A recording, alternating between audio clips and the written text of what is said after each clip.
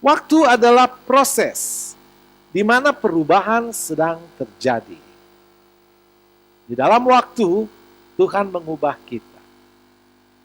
Jadi melalui waktu, Tuhan mengubah hidup kita. Mengubah hati kita. Mengubah pikiran kita. Semakin lama kita semakin mengenal Tuhan. Semakin lama kita semakin mengenal kebaikan Tuhan. Dan semakin lama kita semakin tahu rencana Tuhan. Oh, ini rencana Tuhan. Dan rencana Tuhan adalah mengubah hidup saudara, mengubah hidup kita yang hina menjadi mulia. Mengubah hidup kita yang miskin, sekaya-kayanya saudara, tetap saja miskin di hadapan Tuhan. Seberapa besar kekayaan saudara? Tidak ada artinya. Mengubah kita yang miskin menjadi kaya. Dan mengubah kita yang tidak berkuasa menjadi berkuasa. Nah, di mana Tuhan mengubah kita? Di dalam waktu. Jadi biarkan Tuhan mengubah kita di dalam waktu. Semua yang ada di dunia berubah. Serahkan hidup kita kepada Tuhan. Percayakan hidup kita kepada Tuhan. Maka Tuhan akan mengubah hidup kita. Dan Tuhan tidak pernah mengubah hidup kita menjadi rusak. Saudara pasti tahu, Mercedes-Benz. Mercedes-Benz itu ternyata nama seorang wanita pencipta mobil Mercedes ini. Pada tahun 1886, Karel Benz membuat mobil. Dan saudara tahu mobilnya jelek, ribut banget. Waktu dicoba di kota, semua orang marah. Semua orang marah dengan mobil yang ugly, yang buruk ini. Yang ribut banget. Nah, saudara tahu, lalu dia belajar. Belajar mengubah yang buruk menjadi baik. Sekarang Mercedes-Benz menjadi mobil yang salah satu mobil terbaik di dunia.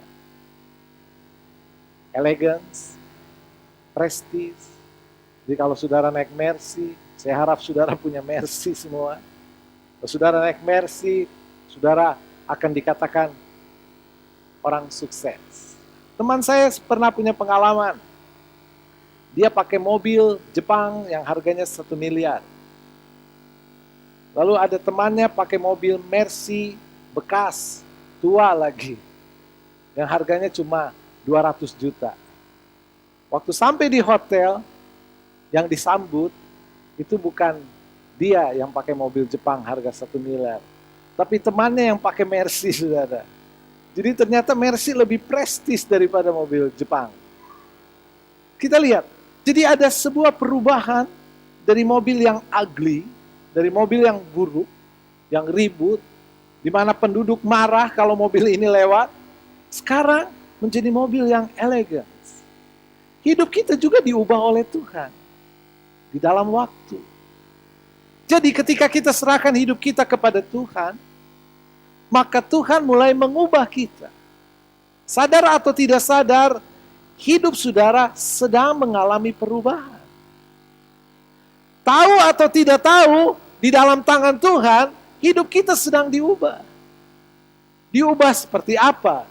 Diubah menjadi mulia. Diubah menjadi kaya. Diubah menjadi berkuasa. Satu hari nanti, kita akan berkuasa bersama Yesus. Yang percaya katakan amin. Terakhir, jangan pernah berkata tidak ada waktu. Orang yang berkata tidak ada waktu untuk Tuhan, ini nggak tahu diri banget. Waktu itu punya Tuhan. Lalu kita berkata, saya tidak ada waktu untuk Tuhan. Saya tidak ada waktu untuk berdoa. Saya tidak ada waktu untuk beribadah. Orang ini nggak tahu diri banget, saudara. Saudara tahu, waktu itu punyanya Tuhan. Waktu itu milik Tuhan. Kapan saja Tuhan bisa mengambil waktu yang Dia punya dari hidup kita. Jadi, kita harus selalu berkata, I am yours. Aku milik Tuhan. Waktuku milik Tuhan. Semua milik Tuhan. Kekayaan milik Tuhan. Bahkan jiwa, nyawa kita adalah milik Tuhan. Jadi tidak benar kalau kita berkata kita tidak punya waktu untuk Tuhan. Kita tidak punya waktu untuk beribadah. Itu sama saja dengan seseorang yang diundang oleh raja. Kalau saudara baca di dalam kitab Matius, di sana ada satu perumpamaan tentang seorang raja yang mengadakan pesta. Dan raja ini mengutus hambanya untuk mengundang semua orang penting di kota itu untuk hadir di pesta raja. Dan semua orang penting itu menolak. Maaf, saya tidak ada waktu. Maaf, anak saya mau kawin. Maaf, saya mau bangun toko, mau bangun pabrik baru. Maaf, ada banyak alasan. Dan raja itu berkata, orang-orang penting itu tidak usah diundang. Undang semua orang yang punya waktu untuk datang ke pesta. Kita seperti itu. Ketika kita berkata tidak ada waktu, sebetulnya kita sedang melecehkan Tuhan yang memberi waktu kepada kita. Jadi setiap saat Tuhan bisa mengambil waktu kita. Tetapi kalau kita berkata, saya adalah milik Tuhan, waktu saya adalah milik Tuhan, maka saudara akan melihat Tuhan memakai waktu mengubah hidup kita menjadi berharga. Tuhan akan memakai waktu mengubah toko saudara menjadi berkat yang besar. Mengubah pekerjaan saudara menjadi berkat yang besar buat saudara. Mengubah hidup kita menjadi mulia. Dan akhirnya, waktu dipakai Tuhan untuk mempersiapkan kita menjadi penguasa. Waktu dipersiapkan Tuhan untuk kita memerintah bersama Kristus.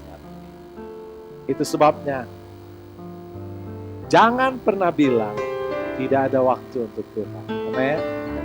Jangan pernah bilang no time for God. Itu salah besar. Katakan, hidup saya adalah Tuhan. Kita tundukkan kepala kita.